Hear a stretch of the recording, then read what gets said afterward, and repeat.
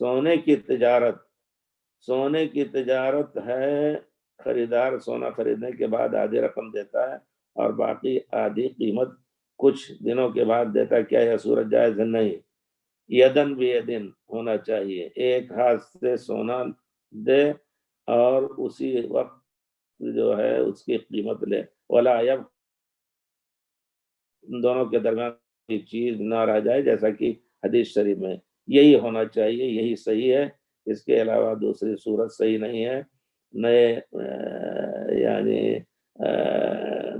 تجارت کے سلسلے میں شاید اس کو جائز کہتے ہیں، حالانکہ یہ چیز صحیح نہیں ہے۔ آپ اس کو بھی فوری طور پر ادا کر سکتے ہیں، سونا اس وقت تک اس کے ہاتھ میں نہ دیں جب تک وہ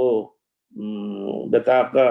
اعتمان یا جو کچھ ہے وہ اگر راجحی اگر اس کے ذریعے سے پیسہ آپ کے کھاتے میں آ رہا ہے فوراً تو لے کر کے اور فوراً دے دیجیے۔